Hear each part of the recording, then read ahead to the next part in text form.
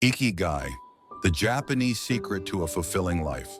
Somewhere in the quiet hills of Okinawa, there is a village where people often live past 100. They rise early, work in their gardens, cook fresh meals, laugh with neighbors, and move with purpose. They don't talk about retirement, and they don't obsess over youth. They simply live with joy, with intention, and with something the Japanese call Ikigai. Today we'll explore what Ikigai really means and how this quiet Japanese philosophy may hold the key to a life that's not only long, but deeply fulfilling. The word Ikigai is made of two parts. Iki, meaning life, and Gai, meaning worth or value. Put together, it translates roughly to a reason for being. It's your purpose, your motivation, that thing that makes you want to get out of bed in the morning. But unlike Western ideas of purpose, which can feel heavy, like a grand mission or a career calling, Ikigai is gentle. It doesn't have to change the world. It only has to be meaningful to you. For one person, Ikigai might be painting. For another, it's teaching children. For someone else, it's cooking for their family or walking their dog through the same peaceful path every morning. It can be big, it can be small, but it must be real. In the fishing village of Ogimi in Okinawa, researchers once asked the elders, many of whom were over 90 years old, what their Ikigai was. One woman said, "My flowers." Another said, "Playing with my great-granddaughter."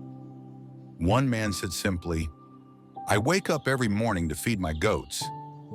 These weren't world-changing ambitions, but they were deeply personal, and they gave each person a sense of rhythm, value, and belonging. In modern life, we often chase things that look good on paper, promotions, titles, milestones, but Ikigai asks us to go deeper.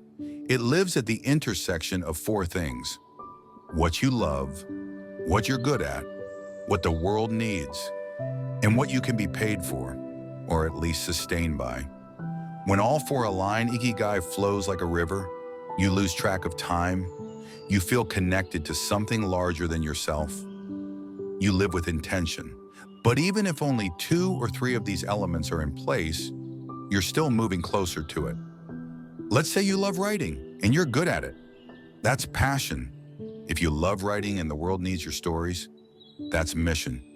If you're good at it and can be paid, that's your profession. And if the world needs it and it pays the bills, that's your vocation. Ikigai sits in the center of it all, a harmony of heart, skill, service, and sustenance. But here's the important part. Ikigai is not a destination. It's not something you achieve. It's something you live every day in small, often quiet ways. Think of the Okinawan elders. Their lives aren't glamorous, but they are rooted, active, social, purposeful. They garden, cook, laugh, and move together. Their days have meaning because they are connected to their community, to their routines, and to their reasons for living. In our fast-paced world, it's easy to forget this. We scroll, rush, consume. We're always reaching for the next thing.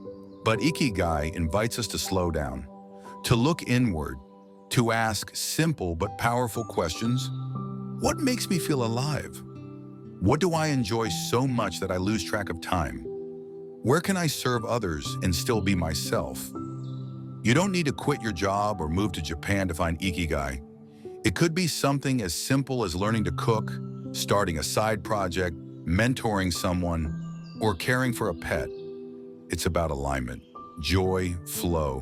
When you find your Ikigai, life becomes less about enduring the day and more about savoring it. So take a moment, sit with yourself, ask, what gives my life meaning today? Then build from there, slowly, mindfully, and with heart, because the secret to a fulfilling life isn't always in the big things. Sometimes it's in the quiet ritual of tea, the laughter of old friends, or the simple joy of waking up with a reason to begin again. That is Ikigai.